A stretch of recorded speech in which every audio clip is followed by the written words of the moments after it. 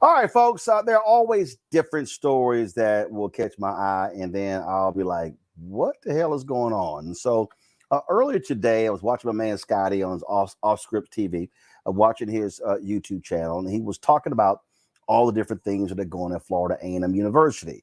Their head football coach left. The AD wanted to bring in somebody else. Alumni pushed back. Now they got a search committee, and it's like all they had board of regents meetings. There's all kind of drama about what's going on at FAMU. But then he told a story about this young lady, Shamoria Johnson. Shamoria is a top bowler. She's a bowling scholarship. And she took to her TikTok and Instagram to share with people about how she no longer is on the bowling team and how all the bowling team is gone. So according to Shamoria, she won honors as a bowler of the week. I mean, she's a very good bowler, and so she responded to an email from her head coach with regards to practice or something along those lines, and she responded that she was focusing on her finals. Well, the coach didn't like it, and then confronted her at practice. Well, then Shamoria responded. And then the coach said, "You're off the team." Well, when she walked out of practice, her fellow bowling members, teammates, left with her. As a result, they got rid of all of their scholarships and they brought in a whole new bowling team of walk-ons. Shamoria Johnson Jones is right now on Roland Martin Unfiltered. Shamoria, glad to have you here. And so what's crazy to me, so you said, I want to focus on my finals, my finals. And so what was the coach asking you to do? Devote more time to practice and skip studying? Hi. Thank you, first of all, for having me on here. Basically, what happened was it was dead week. So it was the week before the final week of classes. We'd come back from Thanksgiving break vacation, and typically how it goes in the previous years with our previous coaches, we would have dead week and finals week off so that we could focus on studying for our final assignments and final projects. Because at Florida A&M, a lot of my colleagues and myself included, we don't just have finals week exams. We have final projects, we have group projects, we have papers that we need to turn in before actual finals week. And so the week before, on November 29th, the week of November 29th, my teammates were texting the coach and letting her know, hey, I have this project, I have this presentation, I have this study group, I won't be able to come into practice. And for the rest of my teammates, she told everybody, okay, no problem, good luck. But I texted her on November 29th and I said, hey, coach, I won't be able to come into practice on Monday, December 4th, because I have two final papers due that I will need to work on. Unlike the rest of my teammates, I got no response back. I didn't get a text message back. And instead, she sent us an email where she was stating that we needed to manage our time better, and being a student athlete, we should be able to balance our schoolwork and our academic work. So having homework or studying is not an excuse to miss practice. And when I read that email, I felt a little bit anxious because I knew that I needed that time to work on my final paper. I am an English major, so it is quite a bit of work. So I responded to her email, and my intention was to emphasize that I really prioritize my academics, and seeing how this is the number one public HBCU, it's a very rigorous academic setting. And so I ended the email saying that I would prioritize my academics as a student athlete.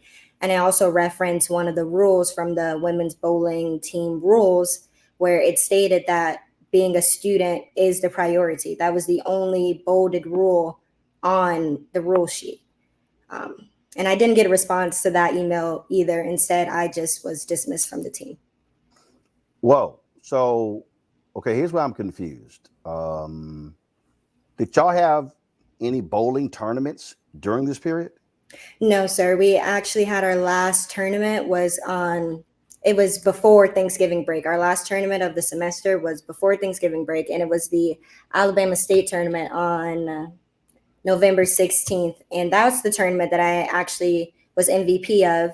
I came in first place overall individually in that tournament. And that also allowed me to get SWAC Bowler of the Week.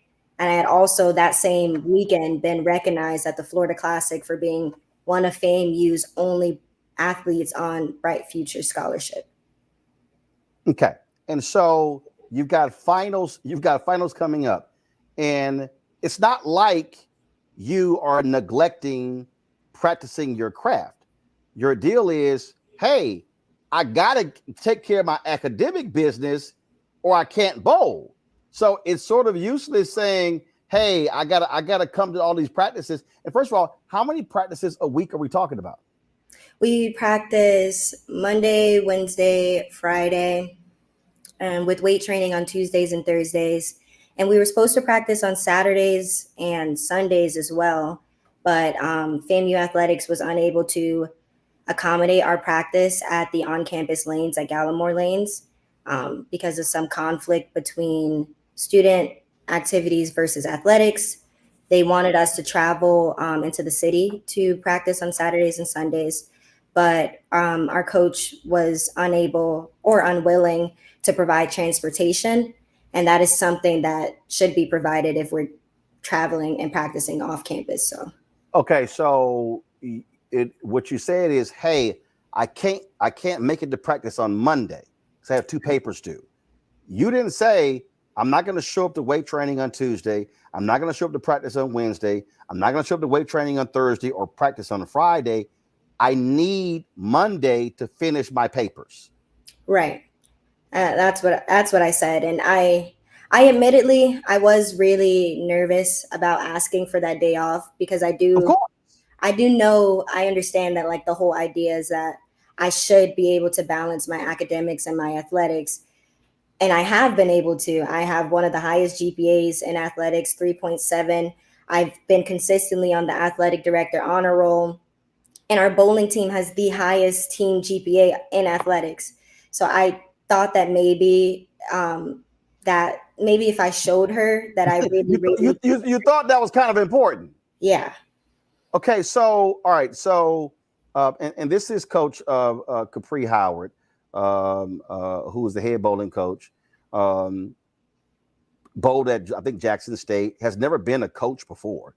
This is her first head coaching job. So here's what I'm trying to understand right here. So when was the practice where the coach confronted you, said you're off, and your fellow teammates walked out with you in solidarity with you? When did that happen?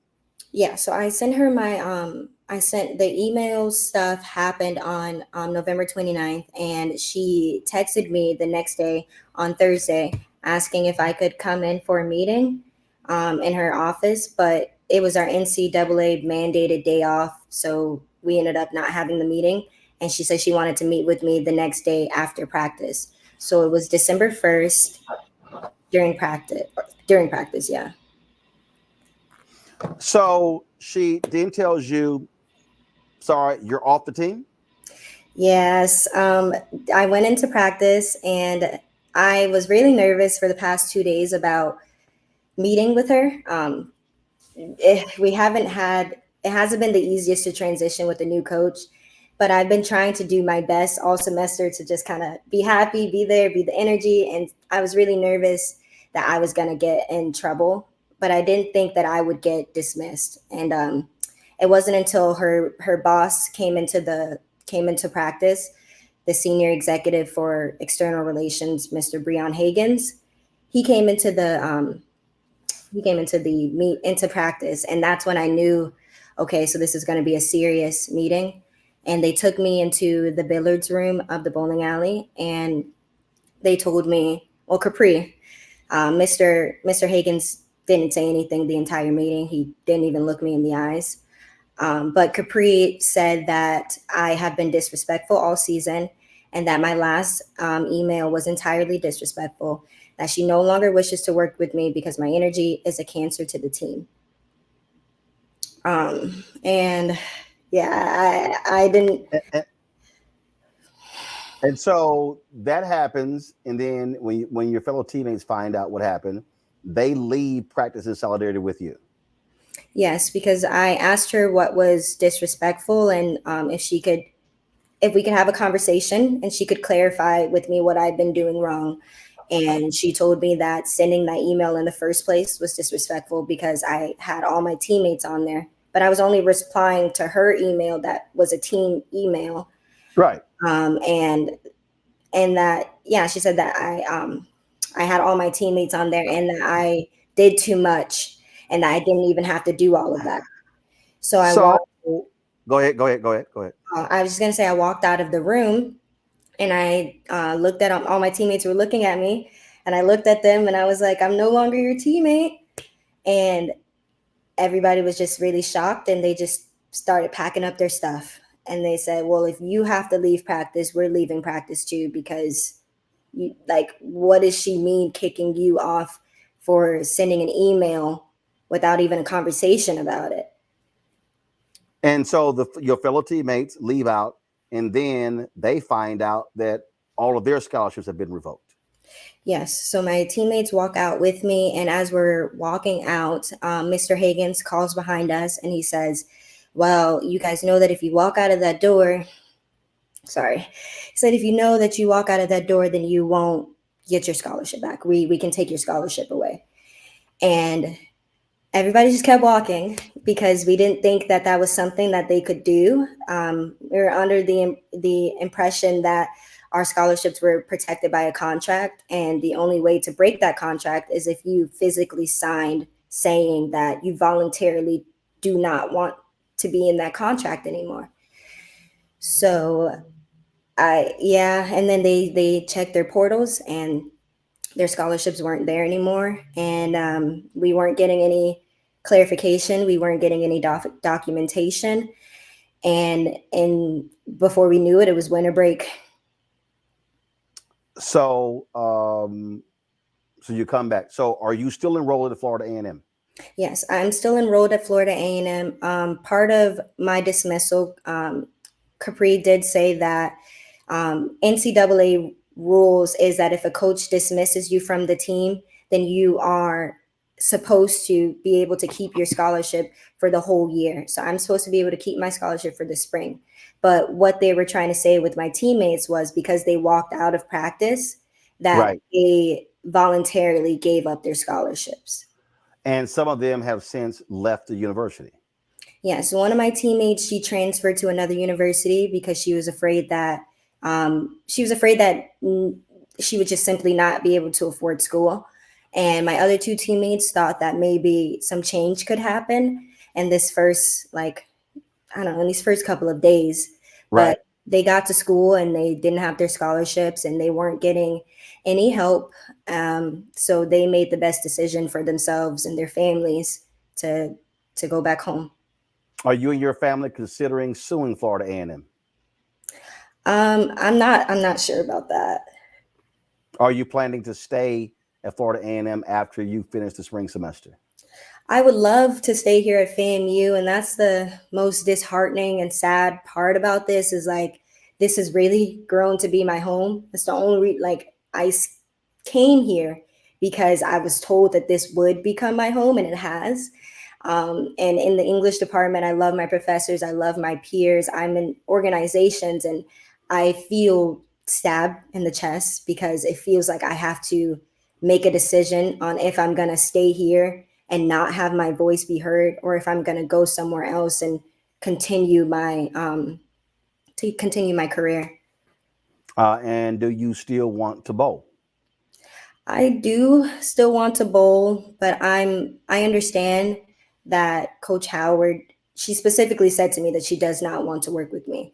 So I'm not going to put myself into a position. So I'm confused. So she doesn't want to work with her number one bowler.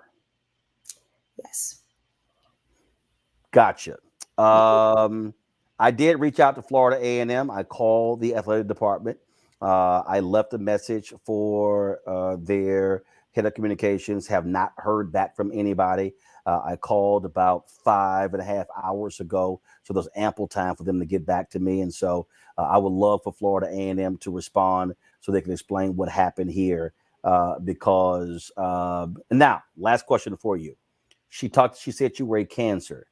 Did the two of you have any run-ins during the year? Did she write you up? Did she document any issues the two of you had in this semester? I believe what she was referring to as me as a cancer to the team is that I'm very outspoken. I've been taught from a young age that my voice matters and my opinion matters and it will not be heard unless I use it. And I'm also been taught that people can take advantage of you if you do not use your voice. And throughout the semester, there have been a variety of incidents that has occurred throughout our teams that has been concerning from me and my teammates and our parents that have been going unaddressed by the athletic department and by Coach Howard herself. But specifically in the past, I did have another email situation with her because she made a rule. She made a rule about two tournaments in, saying that we weren't allowed to sit down at any time during competition. And if many of you guys aren't aware of collegiate bowling, our competitions are about 8 hours long, and we don't get any official breaks in between. We get 3 minutes of transition time in between match play.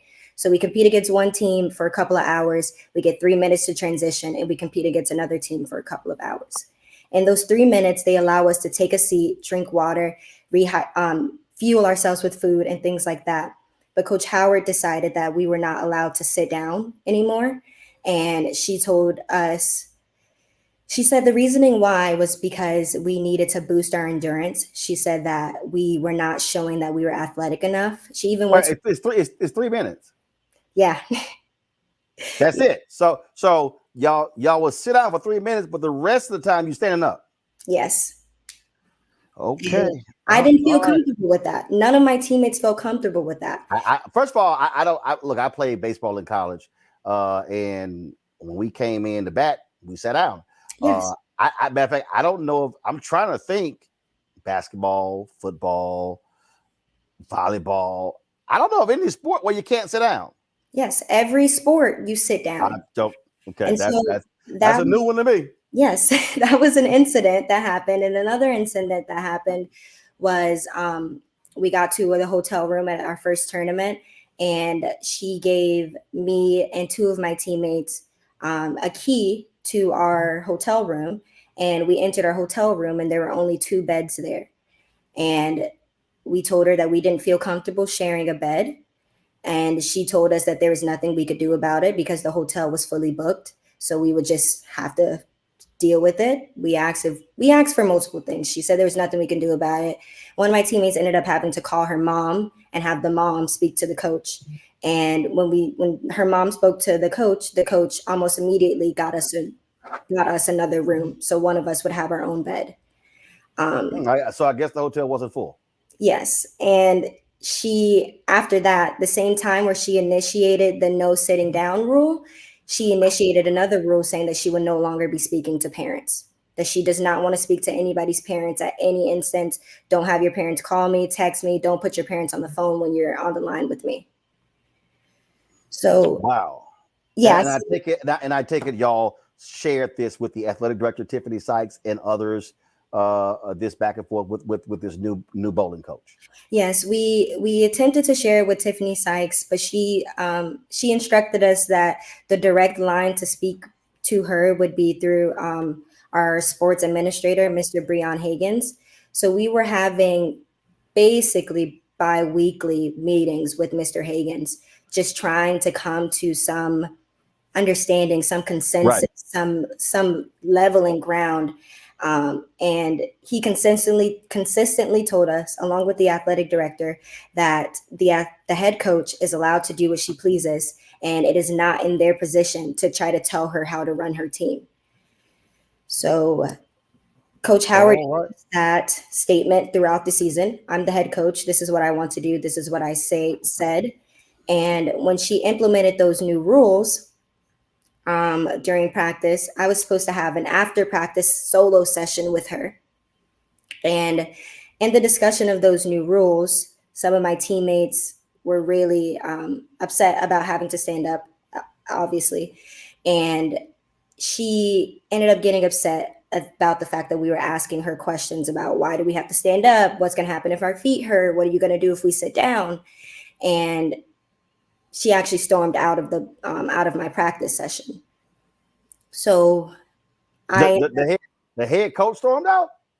Yes, she stormed out of my practice session, and I ended up packing up my stuff and leaving because I was like, okay, it's been about 30 minutes. I texted her and she didn't respond.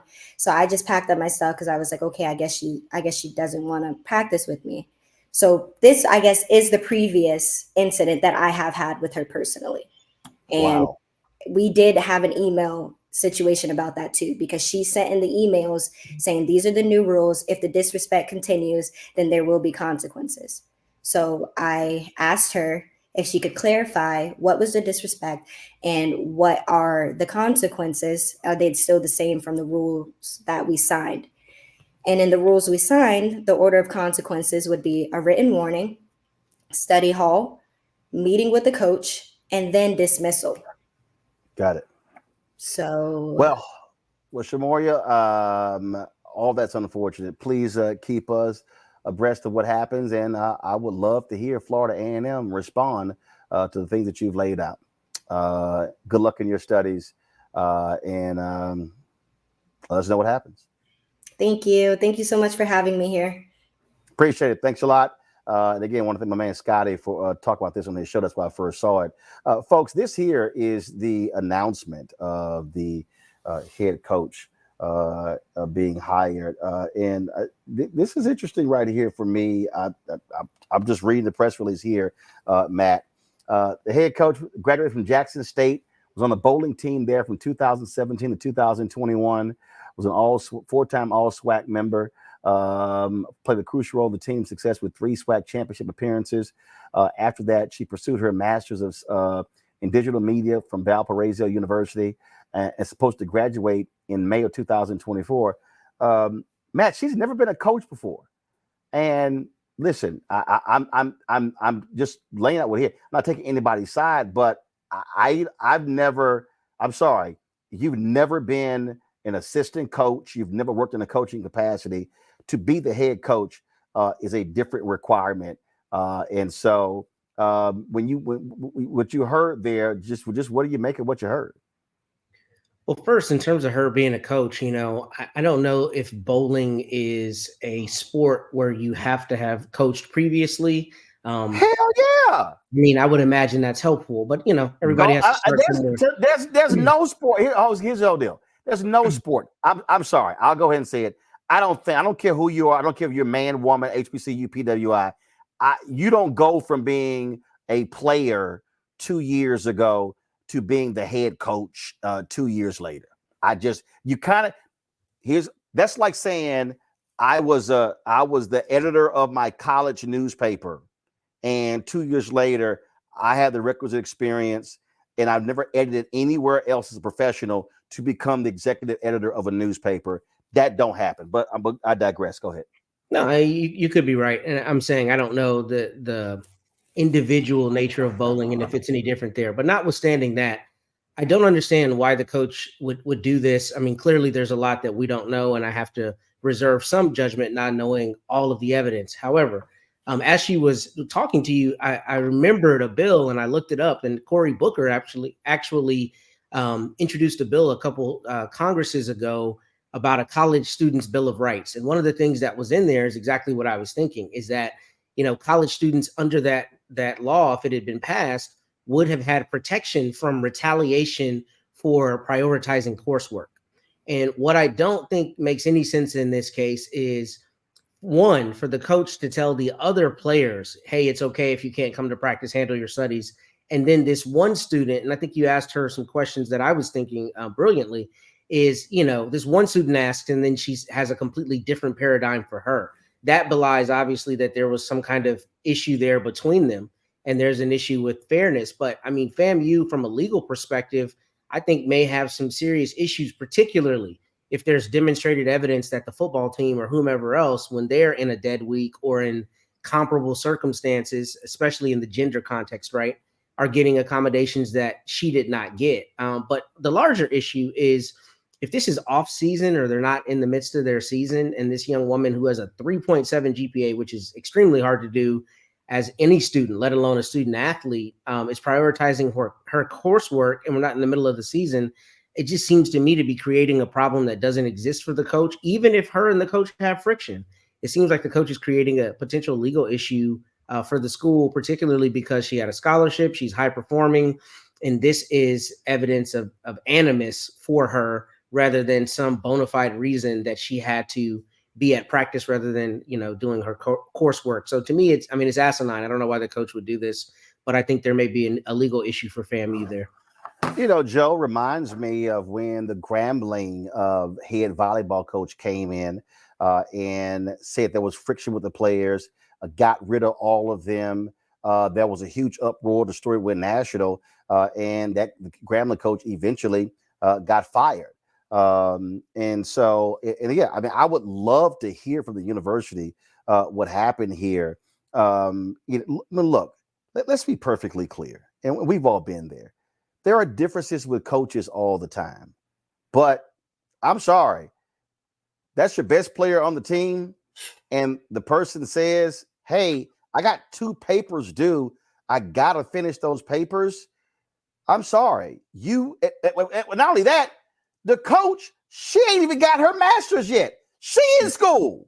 Right. I mean, yeah. So you prioritize. I'm sorry, it's bowling. Okay, it's not. I'm not dissing bowlers, but what I'm saying here is this is not like, oh, we're playing in the national championship football game for $100 million. Or, well, yeah, we're playing in March Madness where our school might earn, $2 to $3 million. Okay, so if you're a coach, I'm sorry, you prioritize the academics of your students, especially if your team has the highest GPA of all athletic programs in the department, if what she said is true. Well, there's a couple of interesting things that happens here. The Bible says the gifts and the callings of God are without repentance, which means that, you can't be apologetic about the gifts that you get or that you use them. And so she has a gift. She has a gift of leadership, and it lets you know that the whole team followed her. So here's what I know right now. If I'm standing here somewhere, I'm dealing with this, somebody calls me, puts me on Roland Martin, puts me on blast. All I know is that before I hired this woman, I had a bowling team. And now I don't. All of them is gone. Not the one who was just the one who was the leader, who I didn't want those other ones that I didn't respect as much to follow. Not just her. All of them are gone. We don't have a team now. And yeah, to your point, it's not March Madness. It's not the Rose Bowl. It's not $100 million. They're not building stadiums or anything. However, it's incredible that this young woman does not get to prioritize academics like the others did. To Matt's point, she seems to be treating her different than she's treating others. And there's some people out there that don't like being questioned as it pertains to their authority. And this woman sounds like she might be jealous. She's certainly insecure, for sure, okay? And she's found a way to lose the entire team.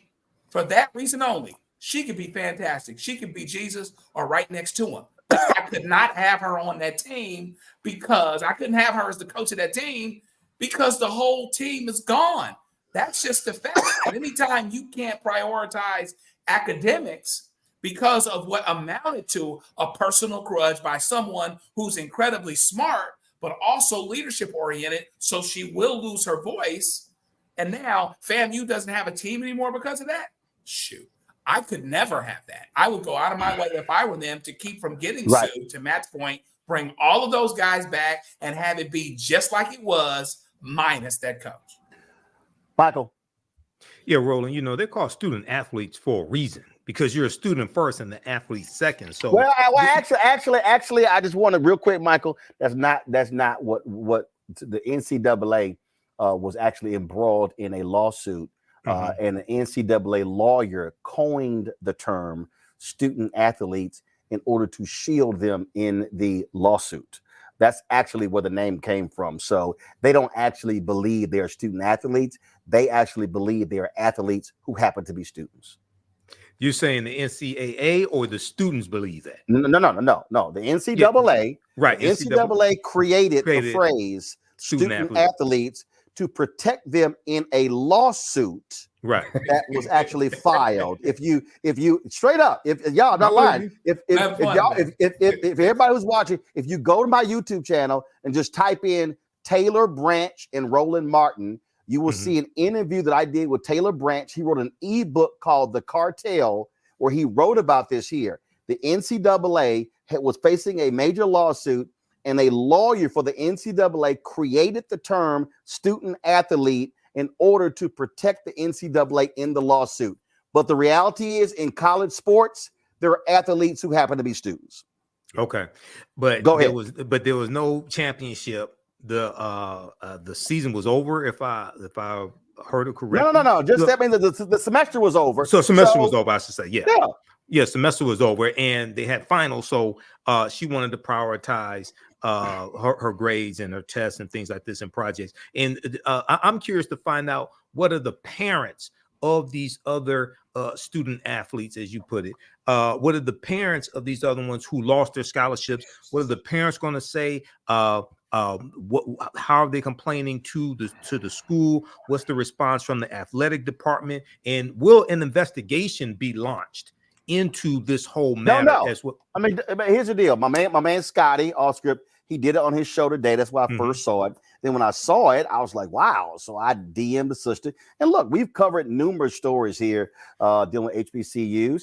Think yesterday we just had the Spelman president talk about the $100 million gift they got. So we covered the good, the bad, the ugly. I would love to hear from those parents, but I would also love to hear from Florida A&M. And I would say this here. I would say to the AD, Tiffany Sykes, I would say this to the president, Dr. Larry Robinson, fix this. Because if you are a student athlete and you are trying to prioritize your education, and even if there are differences between players and coaches, let me be clear, there are differences between star football players and head coaches, and the head coach and the basketball players and baseball players. But it doesn't resort to saying, get the hell off my team, and the rest of the team, y'all walk out as well. I'm going to replace all of y'all with walk-ons. That's dumb. And yes, we should have, as this woman said, have a higher expectation for HBCUs in terms of how they treat folks. And so I would love to hear if there's some other side of this story. Would love to hear that. But I will say this here. And again, I don't know this woman. I have nothing against her, but I'm sorry. There is nobody, okay? Nobody who is that qualified to go from being a student athlete on a bowling team, and they finish bowling in 2021, and 2 years later, they somehow have the requisite experience to be a head coach of a bowling team 2 years later. No, you have to go somewhere and learn under somebody else and learn how to lead, how to actually manage. I'm sorry. I'm just not by. And let me be real clear. I graduated from Texas A&M in 1991. Was a reporter for the Austin American-Statesman for 13 months. Became a City Hall reporter for the Fort Worth Star-Telegram for 2.5 years. And then I became news director, morning anchor at a radio station, KKDA. So I had professional experience elsewhere before I became news director, morning anchor. You learn how to be a coach by working under somebody else. To me, that's a problem there. But I'm saying.